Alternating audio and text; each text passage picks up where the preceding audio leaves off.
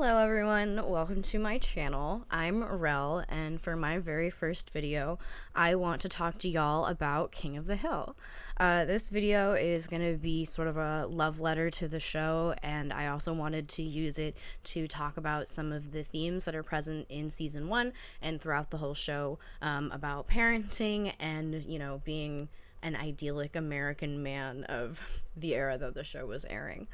I know I'm not the first person to talk about the show or to talk about these topics within the show, but I wanted to sort of offer my perspective because I love the show so much, and I hope that I have some unique takes, you know, that are a little different from some of the other things that have been said about the show before. So, hope you guys enjoy.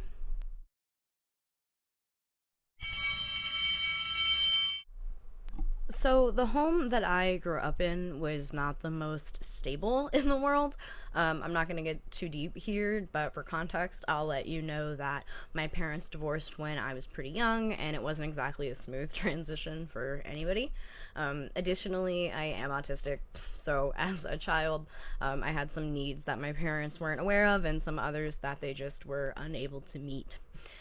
So, you know, due to the stress of that whole environment, you know, like a lot of kids, I escaped into the media that was available to me. But unlike most kids, I didn't have cable at the time because we lived out in the sticks. So Fox was one of the only channels that was out of like 4 or 5 that I could actually watch. So that meant that when I wasn't acting out soap operas with my Barbie dolls, I was watching animated sitcoms for which I was certainly not the target audience, but I loved them anyway. The shows that I watched most often were definitely The Simpsons, Family Guy, and obviously King of the Hill. Of the three of them, King of the Hill is the one that stuck with me through adulthood. It's the only one that I still watch now. And it's largely because the episodes are so intentional. The Simpsons and Family Guy are both good, and they have, you know, some well-written episodes. They're entertaining, but it often feels like there's some sort of deeper intention with King of the Hill, and I really appreciate that, especially now when I rewatch it as an adult. So, okay, what's the show about?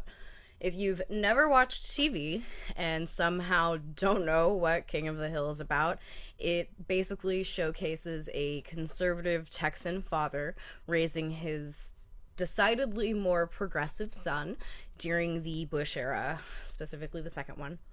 There are a lot of episodes about breaking the cycle of child abuse and neglect, as well as about the conflicting eras of masculinity that are embodied by each of the Hill men individually. You know, these themes are established really early as the first episode, and they're carried throughout the series. And, you know, I think it's really neat that the thesis of the show is established just immediately, so early on. In the DVD commentary of the pilot, actually, Greg Daniels, one of the co-creators of the show, mentions that they wanted to include the long, slow opening of the first episode, even though it was a risky choice, since most of the other animated shows of the time were much more fast-paced. But I'm honestly really glad that they kept it in, because it helps the first episode introduce the grounded sort of style of the show before you even get to meet the characters. So after the gorgeous opening shot that was done by Wes Archer, actually, the camera pans down on Hank and the guys, Dale, Bill, and Boomhauer, working on Hank's truck, drinking, and talking about Seinfeld, which is a relatable experience. Then we are introduced to Hank's son, Bobby. We meet him sitting in his room, listening to a tape of fart sound effects before his baseball game. Also a relatable experience. Next we meet Luann, Hank's niece. She's the daughter of Peggy's brother Hoyt and his now ex-wife, Leanne. In my original script, I described Luann's home life as unstable, but that felt inaccurate.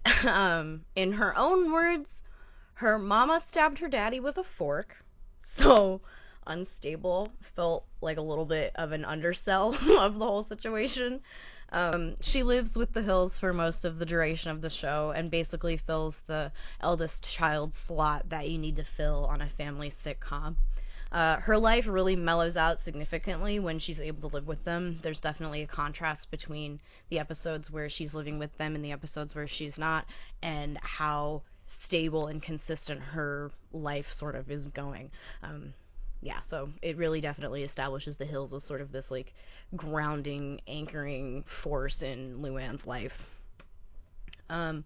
There is something else interesting that was mentioned in the commentary of this first episode, actually, was that Luann was basically intentionally created to bring out the prudish side of Hank, since she's this young, emotional woman, and literally all three of those things make Hank uncomfortable.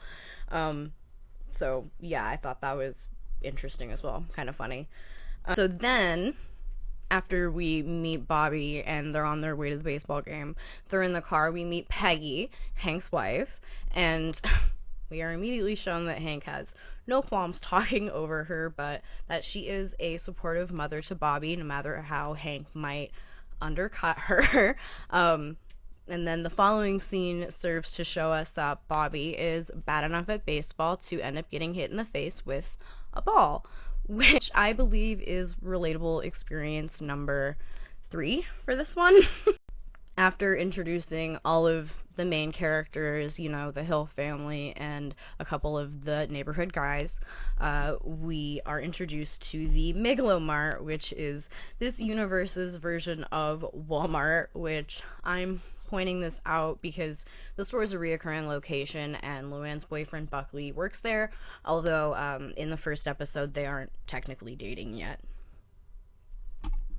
This is also the location where we're first introduced to Hank's temper, when he chews out Buckley for not knowing jack shit about the hardware department.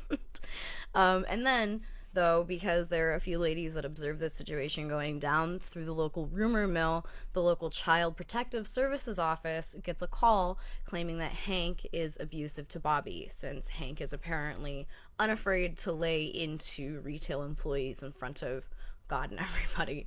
And because Bobby also has a black eye, which we know is to do with the baseball, but, you know, those ladies at the Miglo-Mart, they don't know that. So the agent from the office shows up at the Hill house for a wellness check, and he cherry picks some information about their life that could hint towards Hank being abusive, but only if you assume the absolute, like, worst of him, and absolutely do not fact check any of it with other people.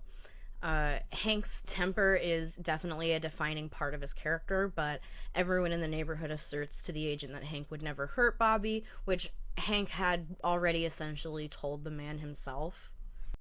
Now you listen here. You see that boy? That's my boy.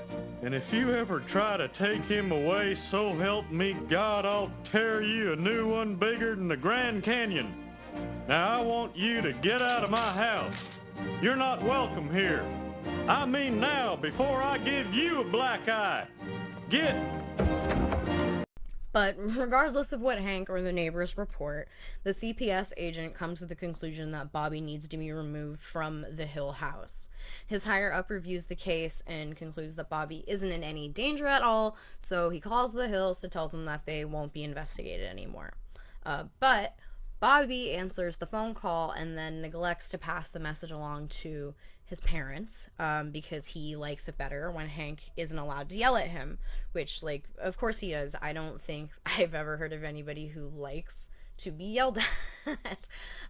The problem is that because yelling at him is kind of the only way that Hank has ever disciplined Bobby, he has no other way of keeping Bobby in line throughout the rest of the episode. So Bobby takes crazy advantage of the situation and proceeds to, you know, be a little bastard for the whole week.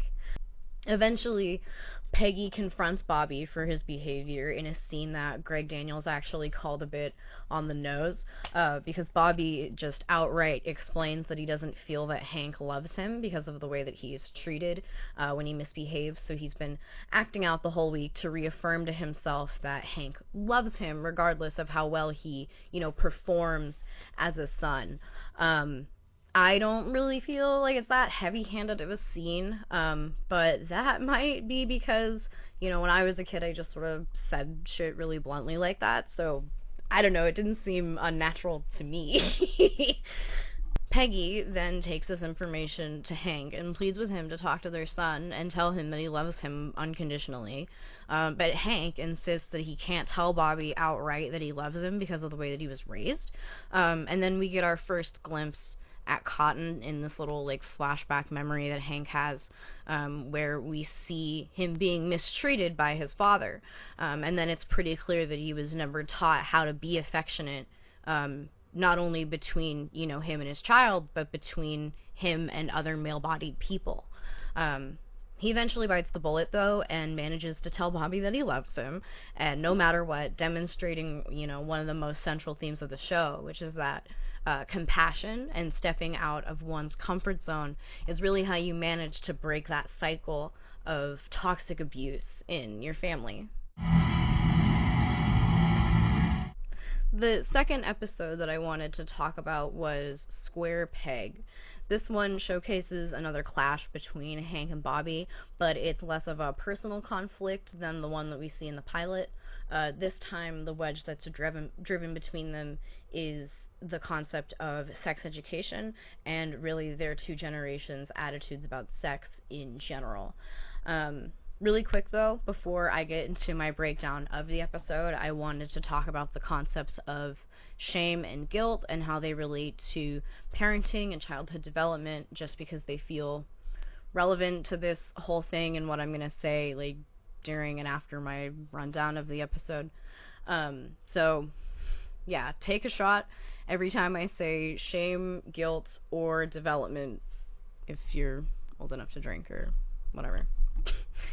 So when I say shame, what I mean is the feeling that arises from a sense of inadequacy about some trait or transgression that could result in being removed from one's in-group.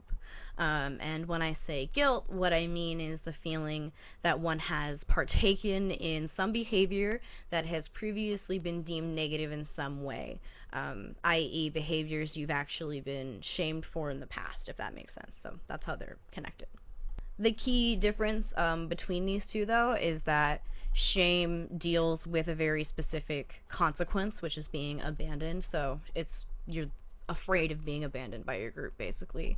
And guilt has more to do with behaviors that have already been deemed bad, if that makes sense. So one's like almost the result of the other. They're two sides of the same coin, basically. If we're using Erik Erikson's model of development, which is one of the most common models used when talking about early childhood development, it would be during the second stage of childhood development that we first see shame sort of pop up. So during the first stage of development, which takes place over the first 18 months of life, the brain is working on figuring out how to trust and who to trust. It works on a very personal level, with babies learning that they can trust the people around them because those are the people who take care of them and meet their needs. But then after that 18 months, the baby starts to kind of grasp the concept of the family being an in-group of people, an insular group of people. And with that, that means that they understand that that insular group of people could deem them unworthy of being in that group and abandon them. When we punish undesirable behaviors in toddlers, basically what we're doing is we're programming their inner sense of shame and doubt, which is that natural sense of what will and won't get you ostracized from the group that you're in. And Erikson's model puts the development of guilt in the next developmental stage, between the ages of 3 and 5. But there have been arguments since then that guilt starts to develop at the same time as shame does, since they are sort of part of one another. So there is that. And there's also the fact that your culture really does inform what you interpret to be shameful and what to feel guilty about. So it's a whole thing. But I needed to get into that so that the rest of what I'm going to say makes sense. whatever. So now that we've got all that out of the way, we can talk about this King of the Hill episode. Oh, I need a little sippy sip. Okay, so at the beginning of the episode, Bobby comes home with a permission slip for a sex ed class at his middle school. He needs both of his parents' signatures on the slip in order to be allowed to take the class, but neither of them feel that a classroom is the place for a child to learn about sex, and so they both decline to sign the form, and they agree that they'll talk to Bobby about sex. But then when they both try, neither of them are actually able to do it. So there is that. And it's also very clear that Bobby, like, knows more about sex already than they're prepared for. So he's, like, already above their level. It's very funny. So the reason, though, that both Hank and Peggy are unable to talk about sex with him is that neither of them really got proper sex education as kids. Both of them had pretty shitty parents that were incapable of talking about sex in a healthy way with their kids. Hank's dad was shown to have equated sex with where babies come from rather than, anatomy or safe dating tactics, which has resulted in Hank equating, like, everything related to courtship as sex that ends in pregnancy, which sucks, I guess. And Peggy's mom was shown to have encouraged, like, really strong sexual repression in her daughter rather than have any actual conversation with her about it, which has resulted in adult Peggy being physically incapable of saying the words necessary to have a conversation with Bobby or anybody about sex. Like, she can't even get the words out. It's pretty clear from the start of the episode that, it's shame that's preventing the Hills from being comfortable with the topic of sex education and sex itself. So, when neither of the tactics that they were taught as kids work with teaching Bobby, they start to understand, like, okay, well, somebody needs to teach Bobby something, which is right. So they change their minds about the permission slip and they go to sign it. And allow Bobby to take the class. But the problem is that, not everybody in the neighborhood has come to the same conclusion that the Hills have, that it's better for the kids to get some education rather than none. And we figure out that Dale is not only not allowing his son to take the class, but he has also scared the school's health teacher into quitting by leaving threatening voicemails on her answering machine, which is, like, I guess supposed to be funny, but if that was real life, that would be so scary.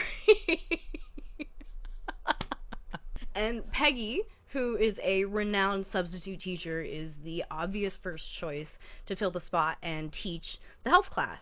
So she accepts the position because, again, she understands that somebody has to teach the kids, so it might as well be her. But this causes some tension between her and Hank, because it was one thing for Bobby to take the class, it's another thing for Peggy, his wife, to be the one teaching it, right? That's too much. So, and it's because he thinks that the information is going to be indecent somehow and not appropriate for the kids, even though, again, he had already decided that it was okay for Bobby to take, oh yeah, and we learn that the reason he thinks that it's inappropriate is that Bobby shouldn't be even thinking about sex until he's married, which is really interesting. It's really interesting. We're going to unpack this later. All of it. Bobby is a completely different story than his parents. So for his part, he's shown to have, like, a really natural curiosity about sex and a really notable lack of shame compared to both Hank and Peggy. And so while both they're repulsed by any mention of intimacy or, like, genitals at all, they've somehow managed to not pass along that sense of shame to Bobby, like, at all. There's this scene, it's my favorite scene in the entire episode, at a baseball game where Dooley, who is one of the school bullies, he's trying to tease Bobby about Peggy teaching the sex ed class, and he's all, we're gonna get to see your boobs. To that, Bobby replies, So? he doesn't care. He doesn't care. He just straight up does not care. And I love that for him. It's so funny. And it just shows that, like, he's just got this level of comfort around the topic of sex and also with himself, you know? He's unbullyable. It's amazing. He doesn't fear being othered by the group at all. He's so secure in himself. It's incredible. We love Bobby. It's really because he's not as concerned with being normal as his parents are, you know.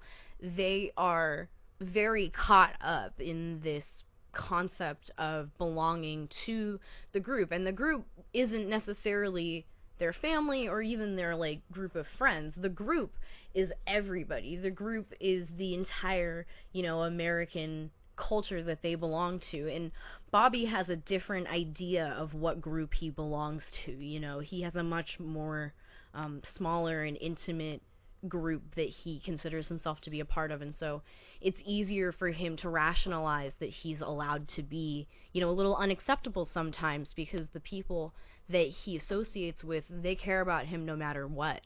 And I don't know, I think that it's just a really good example of a kid being more mature than their parents, because that happens sometimes. It happens a lot. Like, just because parents are older than their children, it doesn't mean that they're always more emotionally equipped for every situation, So, this is a little side tangent, but season 1 of King of the Hill aired in 1997, and sources are a little contradictory, but most people place Hank's birth year between 1953 and 1954, making him either 45 or 46 at the start of the show. There's a later episode that hints that he was actually born in 1958, but the show was on for over a decade, and they had to keep Hank frozen in time as a middle-aged man for the entire premise of the show to work. So, his birthday is sometime between 1953 and 1958. Regardless of, what year between those ones that we pick, his childhood and adolescence would have been between 1953 and 1976, which is the latest year that he would have turned 18. Hank, theoretically, would have been growing up during the sexual revolution in the U.S. He would have been between the ages of 2 and 8 when the FDA approved over-the-counter birth control pills, which means that during the early developmental periods of Hank's life, he was learning what he should deem as shameful, and what he was learning was that, sex shouldn't be as shameful as people had previously, perceived it to be, in theory. So the 60s and the 70s were a time where people were still expected to marry young and have children and not ever divorce. So, it was the sexual revolution, but it was still also pretty similar to the times that had preceded it, because, cultural change is slow. So birth control pills were approved by the FDA in 1960, but pharmacists were very reluctant to actually give them out to people. And so then in 1965 was when the Supreme Court ruled that married couples specifically, have a right to purchase contraceptives. And then it wasn't until 1972 that they established that same right for unmarried women. So really, when you break it down, Hank was basically already an adult before the concept of unmarried women having enough autonomy to engage in non-marital sexual activity. That was a lot of words.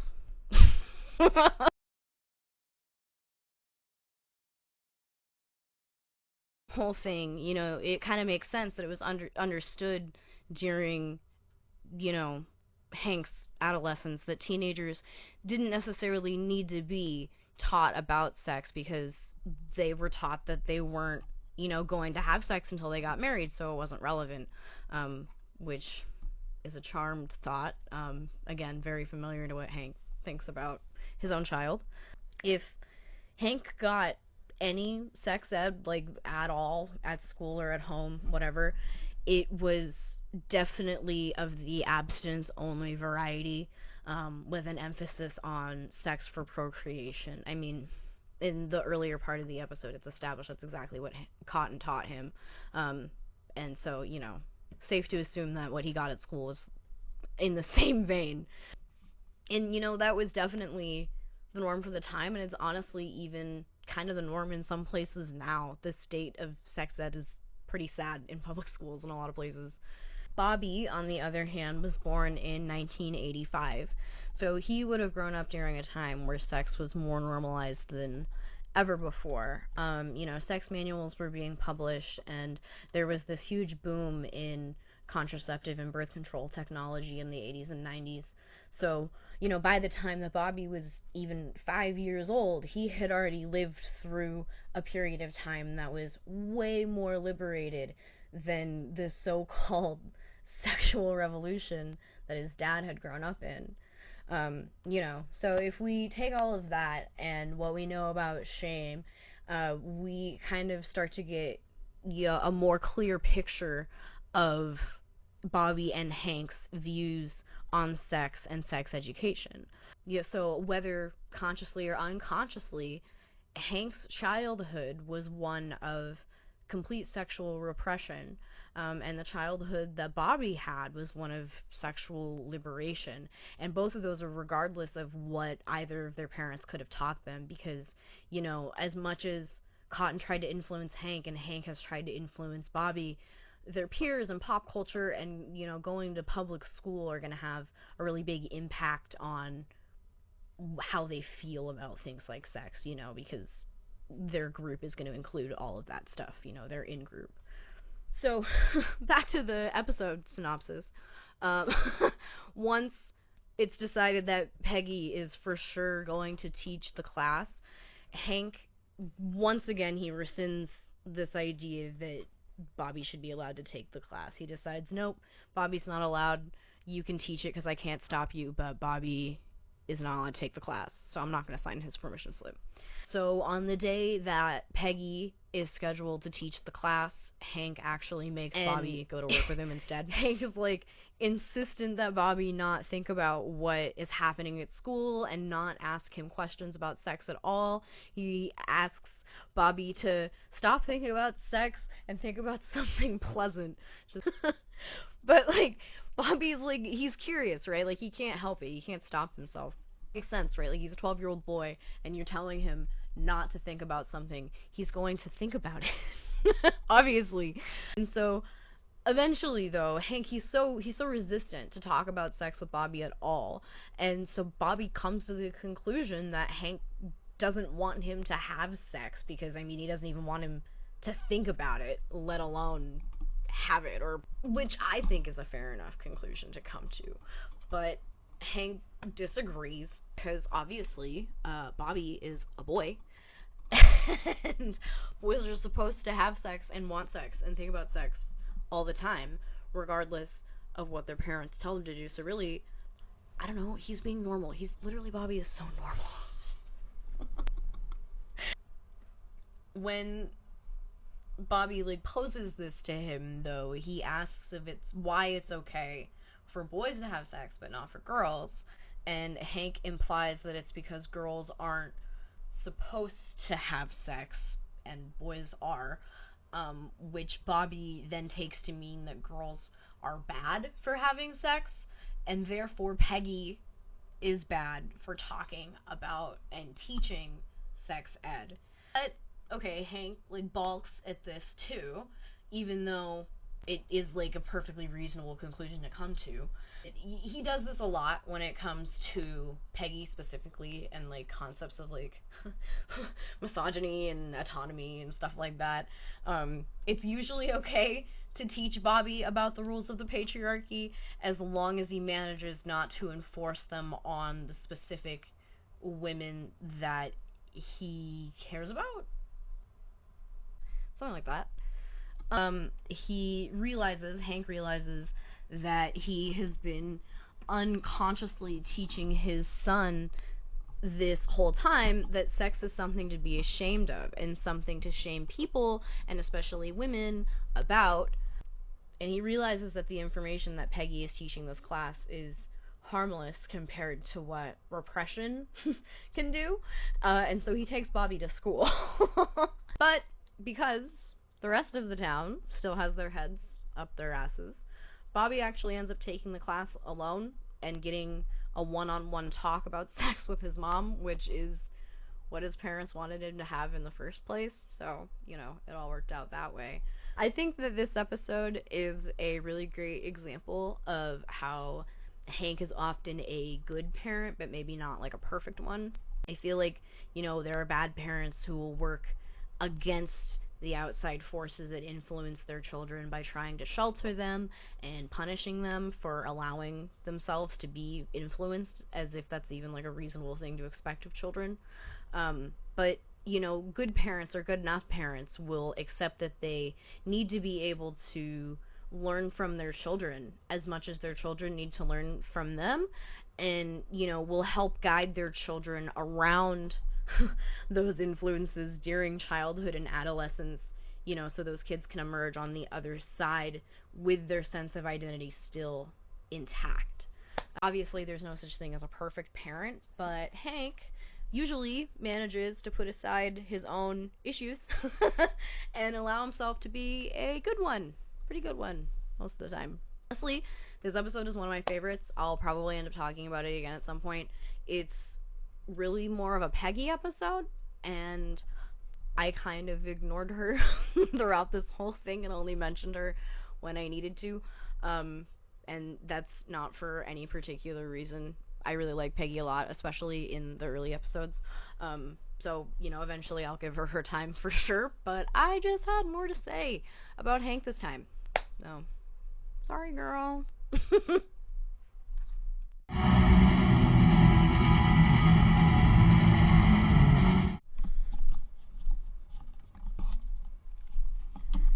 Wish there was a way to tighten this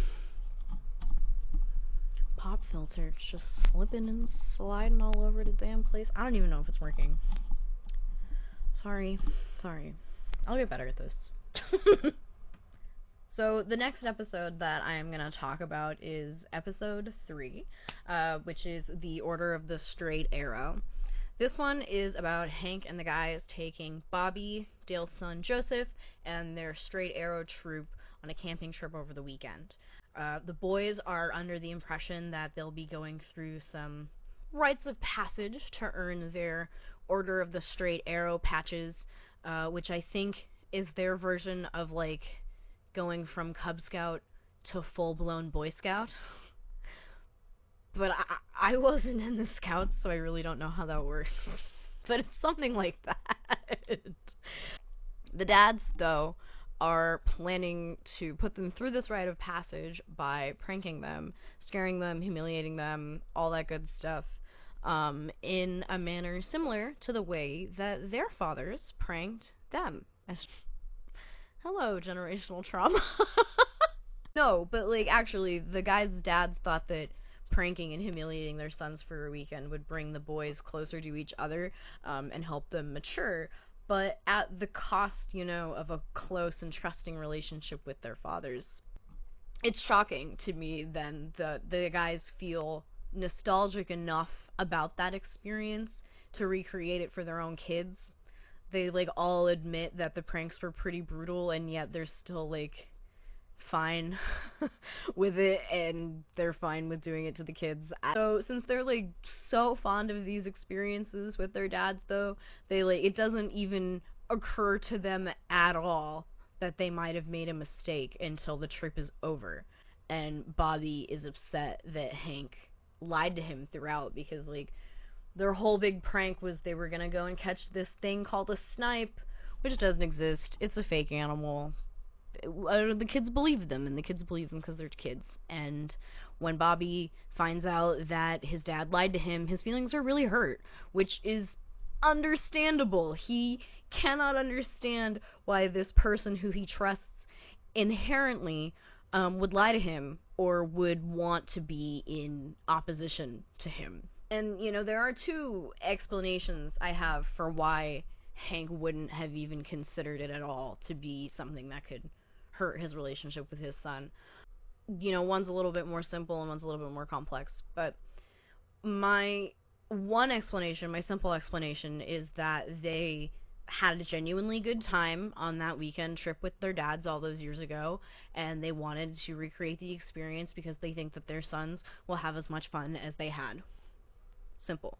The more complex explanation that I have is that growing up with a World War II combat veteran as a dad gave Hank some unique experiences and a skewed perception of those experiences, maybe. And so, you know, he probably would have been raised with this idea that fear is something that boys need to conquer and get over.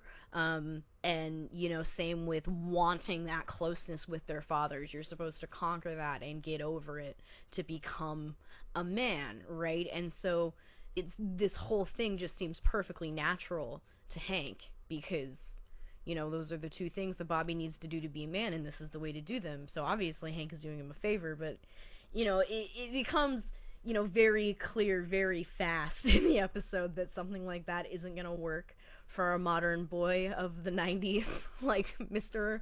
Robert Hill. You know, but by the end of the episode they talk it out and everything is hunky-dory because, I don't know, it's just the way that it is with these episodes sometimes. There are some more that have some, like, more complex emotional, moral dilemmas at the end. Like, they don't always tie up so cleanly. I'll mention this episode at a later date, probably when I talk about an episode that's in season 2, regarding episodes where Hank is, like, kind of an ass bag.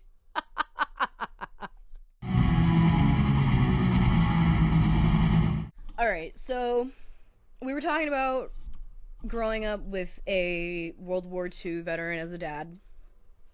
And so the next episode that I want to talk about actually is a Hank's Dad episode. It's our first Cotton episode. It's episode 8 of season 1, Shins of the Father. And every Cotton episode is so meaty. There's so much in them when it comes to, you know, parenting and gender and feminism and all that good stuff. We love them. We love those episodes. And, you know, maybe at first glance, the feminist storylines don't really seem like they pertain to parenting, but trust me, they do. They do. So, I'm getting, like, way ahead of myself with that, though. At the beginning of the episode, Cotton is introduced as a caricature of, you know, the abusive elderly father. He's curmudgeonly to the extreme. He uses his war veteran status as, like, sort of a shield so that he can keep this behavior up and not face any consequences. And he does this all while being endearing enough to other white men that he can just get away with pretty much anything he wants without anybody stopping to question or confront him at all. So, you know, even though he makes all of the women and people of color in the neighborhood uncomfortable, it doesn't matter. Hank excuses his father's actions because it's just part of his personality, his big personality or whatever. So yeah, Cotton sucks. But, you know, it's still a good episode because this is the first episode where we get to see all 3 of the Hill men together at once. We get to see Hank as this idealized masculine man from the Bush era, and we get to see Bobby as this future vision of masculinity from that Bushnell perspective, and then we get to see Cotton as this sort of look back at the past of masculinity. And it's a little bit heavy-handed, but it's a cartoon. It's a cartoon. But Cotton is that. He's an army vet. He has a wife that's young enough to be his daughter. He encourages horrendous habits in young boys, specifically just aggression and violence and objectifying women for fun, for funsies. We put it all together. The family serves as this metaphor for the responsibility that the then current generation, and I mean really any current generation, this show is applicable still, okay, that men had in ending the cycle of toxic masculinity that churns out violent and self-centered men like Cotton. So it's Cotton's attempts to indoctrinate Bobby into his worldview that catalyze the chain of events that lead to Hank eventually confronting his father. Throughout the episode, Cotton is shown ordering women around and sexually harassing them to get them to do what he wants, specifically smacking them on the ass. And eventually, because Bobby sees him do this a few times, he imitates the behavior because he's a child and that's what children do. The problem is that the ass that he decides to smack is that of his own mother. Not good. So Hank sends Bobby to his room, expressing that he, doesn't even know where Bobby could have learned to do such a thing, to which Peggy points out that Bobby obviously learned it from Cotton, because literally, where in the hell else would he have learned that from? Right? So, but Hank, he digs his heels in, and he accuses Peggy of turning into a feminist, into some kind of feminist. And it's because she points out that no matter what Peggy says to Cotton, she can't talk to him like Hank can, because no matter what she says, he's not ever going to listen to her because she's a woman. And she then has to explain to Hank that it's not necessarily because she's a feminist, it's because she's an individual. And she has it hard enough in the body of a woman, and she doesn't need the added bullshit of men like Cotton treating her like she's subhuman. It's hard enough, okay? Takes this into consideration, and to his credit, he does try and talk to Cotton after hearing his wife out. So he approaches Cotton and tries to talk to him, but Cotton shoots him down. He uses his classic derailment technique of telling a exaggerated war story, and that is like tragic and sad, but like definitely not true. But, by the end of Cotton's story, the wind is just completely taken out of Hank's sails. It doesn't matter if the story was, like, true or false. It doesn't matter. Hank is demoralized, and he gives up, and he abandons the conversation entirely. He doesn't actually try again to talk to his dad until the very end of the episode, which the final straw for him is Cotton attempting to buy a hooker for Bobby as a reward for starting a sexist riot at school. I just breezed right over that part of the episode. But basically Cotton convinces Bobby that there are some basic tasks that are women's work, so therefore he and other men don't have to do them, and that includes clearing a table after a meal.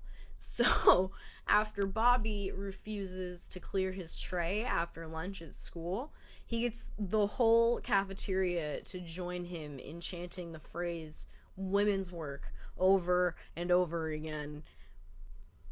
Of course he got in trouble, he's a little bastard. But this is it. This is it for Hank. And so, while he had previously been very vulnerable to Cotton's derailment techniques, he is so upset at seeing his father's misogynistic behaviors in his own son that he has the power to maintain control of the conversation and assert to Cotton that he isn't welcome to stay at their house anymore and he isn't welcome to poison his son's mind anymore. I think that the episode, does a really good job of emphasizing the responsibility that all men have in ending the cycle of abuse that is systematic patriarchy, and that's regardless of any personal or familial cycle of abuse. It also does make sure, though, to point out that combating misogyny on a personal level kind of does little to tackle things on the systemic level. The episode ends with Hank explaining to Bobby that women were not put on Earth to serve them. But that's coupled with a shot of a drive-in restaurant where all of the servers are women. So the work is never done. And also that this show is really funny. Alright, so before I talk about the last episode on my list, I wanted to give some honorable mentions to a couple episodes that didn't really have much to do with masculinity or parenting, but they did have some pretty good lines that are really funny and that I think sum up Hank's character really well. So first honorable mention goes to episode 10, Keeping Up with Our Joneses. This is the anti-smoking episode, which if you've seen any show produced in the 90s or the early 2000s, you know exactly what I am talking about. And I do intend on making an entire video about anti-smoking episodes at some point because I think they're really interesting. In this particular one, Hank punishes Bobby for smoking one cigarette by making him smoke an entire carton of them to make him sick. And afterwards, he's talking to the guys, and he says, See, raising a boy is like fixing a radiator. You don't talk it into working right. You have to take it out back and flush it clean.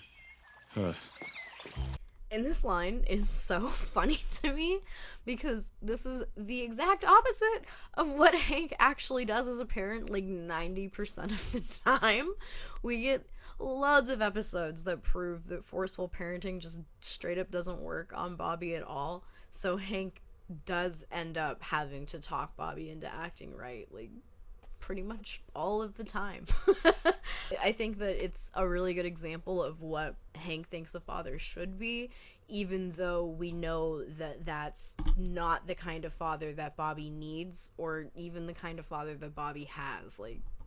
Hank's just not like that. He's a softie. My second honorable mention is going to episode 11, King of the Anthill.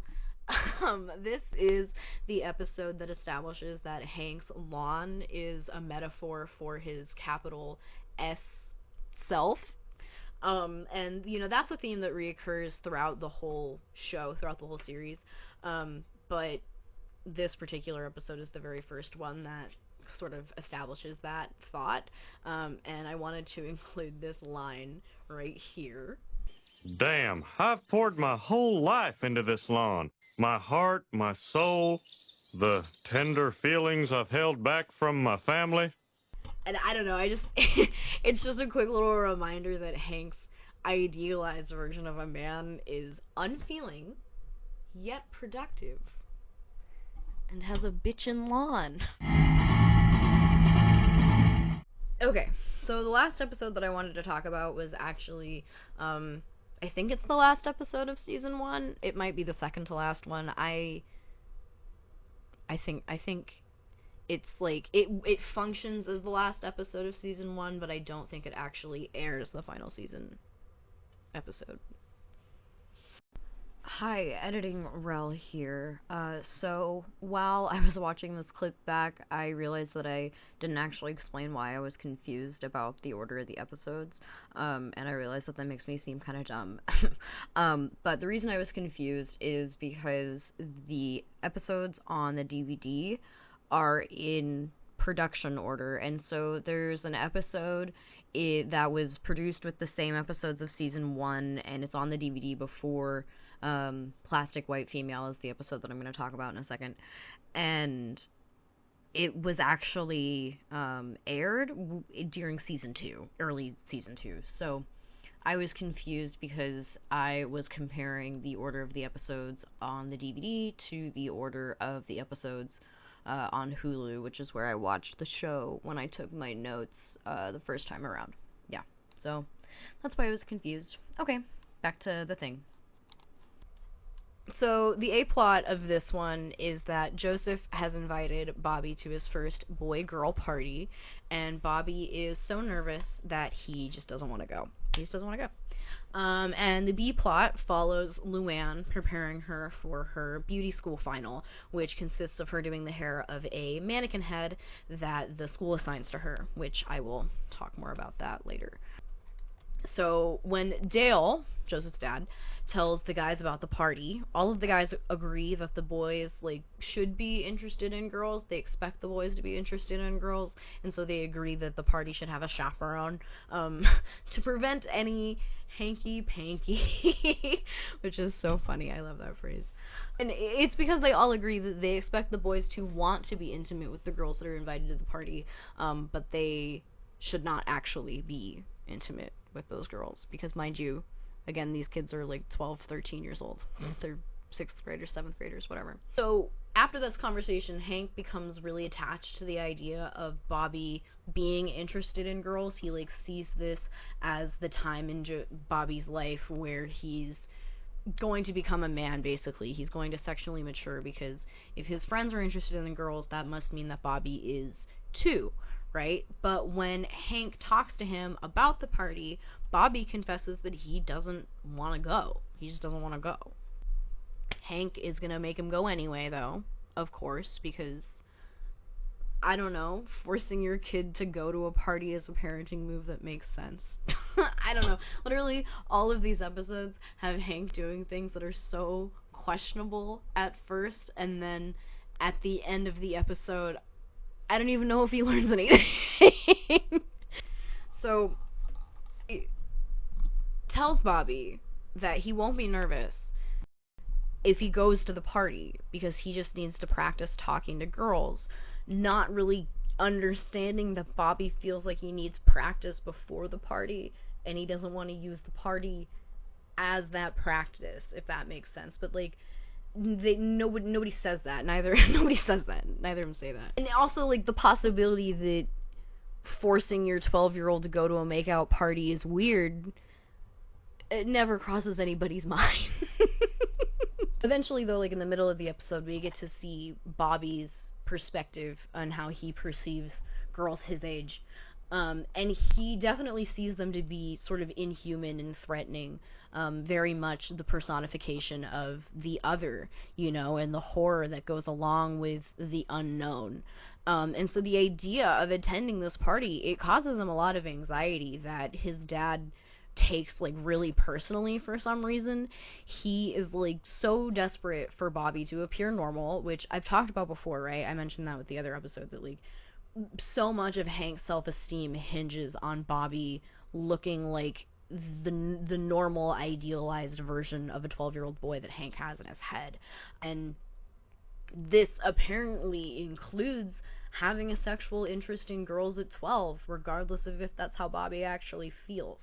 Peggy, on the other hand, she's really defensive of Bobby because, I don't know, it's sort of selfish on her part too. She has this sort of infantilized version of Bobby in her head that she wants to keep alive, which again isn't fair to Bobby either. He has, his own unique perspective going on, but whatever. I've mentioned before, he's more mature than his parents.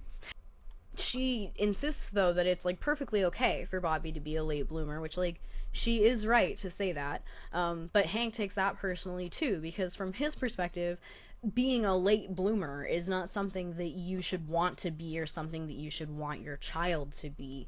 And so he's immediately defensive, and he blames Peggy for this and claims that she's responsible for Bobby not taking an interest in girls because she babies him too much, which realistically is impossible. You cannot baby a child too much. Obviously, the idea is that you give a child the amount of attention that they are seeking, because every child is an individual with individual needs, and everybody needs different levels of attention and affection. So Peggy is actually completely in the right here with allowing Bobby to develop at his own pace. Again, she's being a little bit selfish, but at the end of the day, I mean, it's to the same effect, basically, because it's what Bobby wants. She's not forcing him to do anything. Okay, so Bobby doesn't want to appear like a wuss, though. He doesn't want his dad to think that he's some sort of little baby bitch boy. And he decides, he comes up with this plan to practice talking to girls and practice interacting with girls. And if you haven't seen the episode, I mean, you can probably even guess what he does. It's not talk to girls, by the way, that he knows, or women that he knows.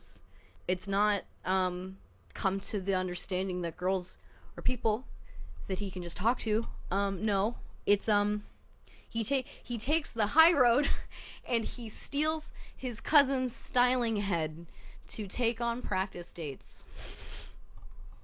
Because that's the Bobby Hill lifestyle.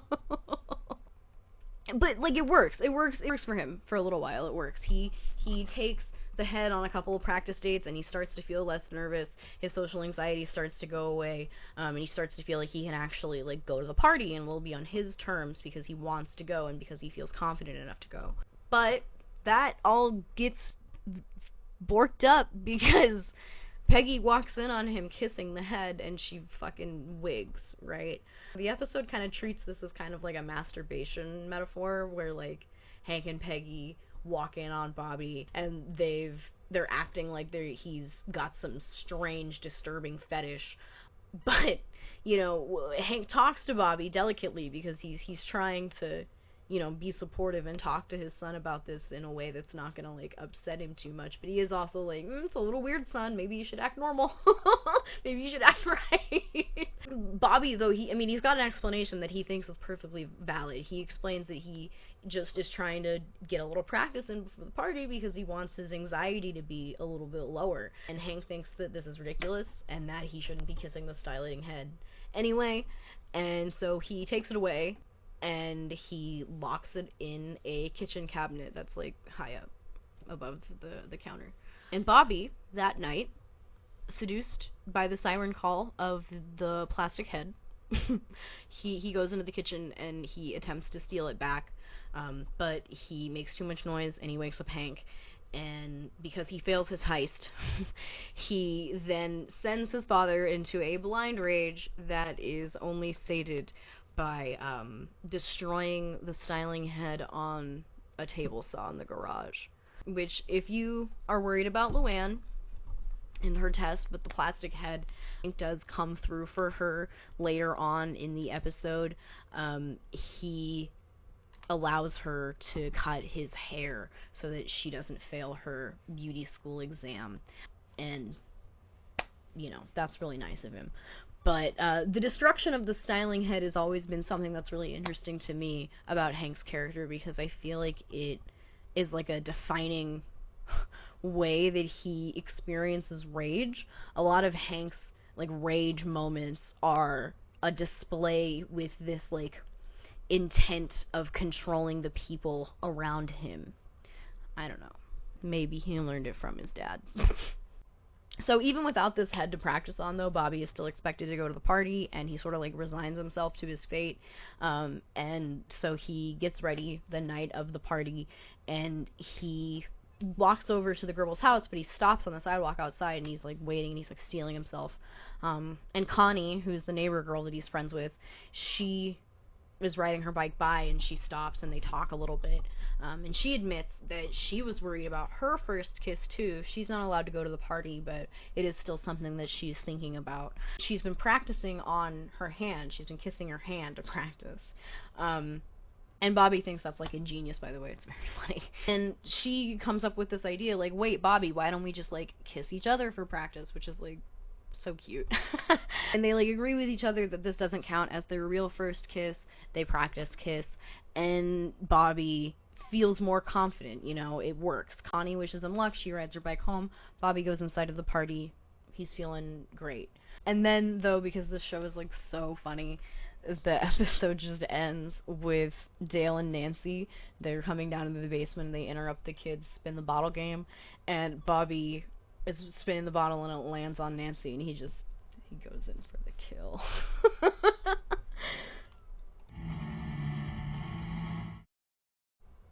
Yeah, so, if you're looking for a piece of media that I think captures the experience of learning how to parent around toxic behaviors you've learned from your own parents, you really, I mean, look no further than the first season of King of the Hill. I know that it sounds like a joke, but, like, it only kind of is, right? Like, not every episode will touch on those topics, obviously, but it's a theme that's present throughout the season regardless, and episodes that are related to that theme build off of each other really well. Overall, I think the message my developing brain took from the first season when I watched it as a kid was that, you know, our childhoods impact us in ways that we never expect them to. I feel really fortunate, actually, to have been made aware of that before my childhood was even over. I often think that what helped me the most when it came to escaping my abusive childhood was having the knowledge that what I was experiencing wasn't normal. And that, though, combined with the knowledge that all that I was experiencing would be with me for the rest of my life was, you know, a bit daunting, especially because I had that realization so young. But, you know, the reality of it is that, you know, I don't think either of those things are responsible for getting me through my childhood. It was probably something a lot more simple than that. Something like King of the Hill. Alright, guys, so that was it. That was my first essay, and if you've made it all the way to the end, thank you so much. I really appreciate you watching, and I hope that you subscribe for the next one, whenever that may be. I don't know if it's going to be the next part of this series, or if it's going to be something for my next project, but, you know, we'll see. Either way, I hope I see you later. Bye!